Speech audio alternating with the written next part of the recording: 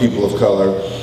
And I think for her, as she started to look at that data, it altered her frame of reference it was a consciousness raising moment for her. That was her Juneteenth moment. She's committed her life and all of her resources to that since then. You should follow the Children's Defense Fund and see the great work that she's been doing. Freedom School is one effort that has come out of that. It's one of the most amazing sort of self-determining efforts that we've seen in terms of education. Because basically what she does, and I'm going to just grossly oversimplify this for the sake of time, but what the program does is it takes college students who are like interested in serving, helping the community and serving folks, and brings them usually to the Alex Haley Farm. It's actually too big now for the Alex Haley Farm, but used to bring them to the Alex Haley Farm and give them training, inspire them, educate them. And then take those students out into various communities to tutor and train and work with high school students. And so the kind of work that I used to do for them was I would go and I would train some of those university students. But that, Ms. Edelman's effort is inspired by the historic freedom schools. So explain us the historic freedom schools. So historically, freedom schools were built to fill the gap for Black communities that didn't have access to education that was edifying, that was taught the history that was relevant to the experiences of the students, Black students in the classroom. But the reason why I go to Marian Wright Edelman is because basically the whole sense of like each one teach one, the ability to like impact one person's life and have that person impact a number of other people's lives, like the kind of radius effect, is the principle of what Freedom Schools is about. That somehow like education can be like contagious.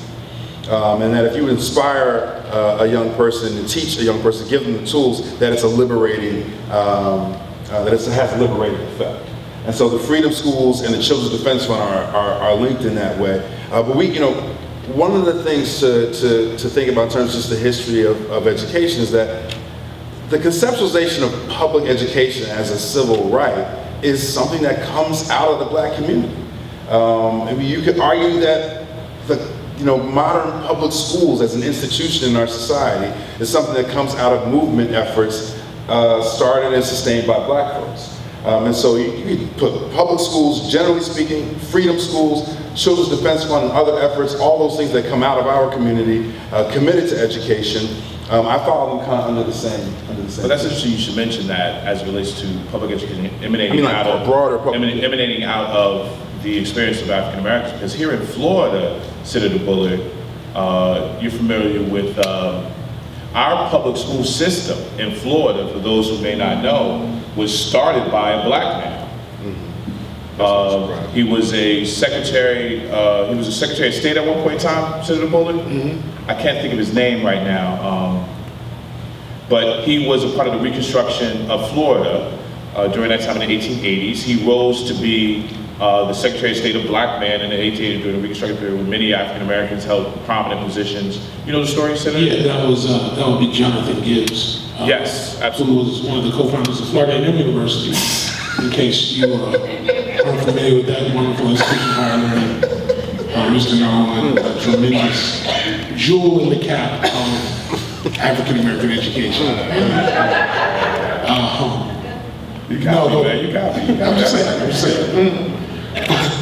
But truth of the matter is, I mean, the concept of, even going back to Horace Mann's notion of the need for compulsory public education for students up to a certain point has a lot to do with socioeconomic status. I mean, we understand that there was laws, rituals, customs that prevented individuals of a particular race from accessing higher education, but even going back to the initial concept, the need for schooling for poor individuals, at some point provided an access point for African Americans. There were many a roadblock, Plessy v. Ferguson being one of the significant ones, saying that separate but equal facilities would be established. And then when you look at the test cases that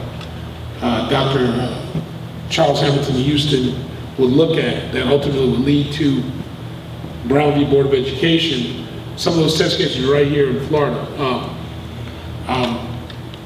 You know, in your earlier analysis, I couldn't help but think about segregation in South Florida and compulsory education, because in Miami, which oddly enough is a city where 60% of the founders of record were people of color. You know, the original charter folks in 1896. Fast forward, between 1896 and 1923, you do not have education for African Americans beyond 8th grade that exists in the city. You finally get the first African American high school opened the following year, Booker T. Washington High School. But for the first 3 years, there had to be a volunteer guard on site to prevent them from burning the school down for the first 3 years of its existence. Because there is a level of fear about people who've been limited in their education, receiving education, and thus opening Pandora's box for opportunity. And that's a scary notion for a lot of folks. And you see it throughout the Deep South. You know, Rosa Parks had to leave her home to get the kind of education you referred to in terms of a church-run high school in Alabama, and so forth and so on. Most of the HBCUs that exist because of various religious organizations like the AME Church, like the Baptist Church, that said we need to provide educational pathways for people of color. And so,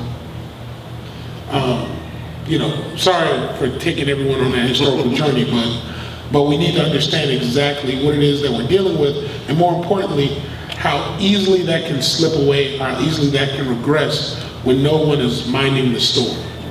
And in Dr. Carter G. Woodson's book, The Miseducation of the Negro, he lays out a template of all the mistakes that black people can make if you allow yourself to be, quote unquote, wholly educated by those that never wanted to educate you to begin with. Right?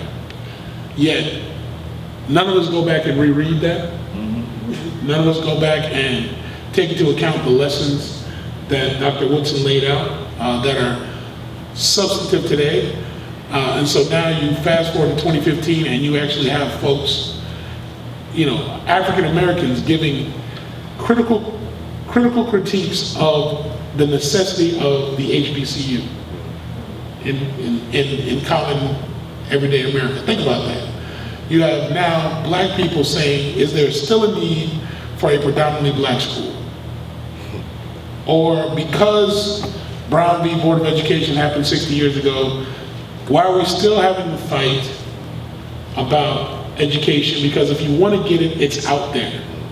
You know, there are no quote unquote barriers preventing people from succeeding now. You know, and again, that's what becomes that much greater of a highlight laid out by the incident of 2 days ago, is that we still have work to do. You know, we can lay out the progress that we've made, all that's well and good, but as you know, my good friend Dr. Lennox Yearwood, who's the head of the Hip Hop Caucus, points out all the time, just because Jim Crow has passed away does not mean that his offspring, Dr. James E. Crow Esquire, does not still exist and does not operate really along the same systems. You know, instead of calling you the N-word now, what I'm saying is your credit score is off. You know, instead of calling you the N-word, what I'm saying is that your community needs to be insured a particular way because of the risk factors related to you living among all these other people of color. You know, instead of calling the N-word, what I'm saying is that I'm going to create a system in which property taxes define educational outcomes, and because the median income in this community is substantially lower than the median income in this community, this school is going to have access to certain things, whereas this school is not. And we're going to say that that's fair, because if you wanted to be in a better position, you just move to a place that has better access to capital. But I won't tell you that I won't allow you to buy a home in that community because of restrictions that are placed in law. So it's those kinds of things that we really have to have a discussion on. Dr. Gueverra, from the perspective of community colleges, and particularly, your time in Washington, D.C., a black city, and the role that community college played there, I would love to hear your thoughts about the role community colleges play, particularly could play or does play in the black community. And when we were growing up, James and I was growing up, one of our friends' dad was Dr. Yamba. I don't know if you know Dr. Yamba, who was a long-term president at Essex County College. And the role that college played in the city of Newark, and his role in building that university had a tremendous impact in our community. Well, first of all, just a little history tidbit. There are what used to be 28 community colleges in the Florida college system. And Florida Keys Community College that I represent is one of them. And several of those institutions that are there today came out of their humble beginnings as historically black institutions. And as the community college system in Florida was created, they were absorbed or merged into to create a larger entity. And so several of those institutions are in fact, have their roots started through the African American movement. Community colleges play a significant role in not only educating African Americans, but in Americans in general. About 4.5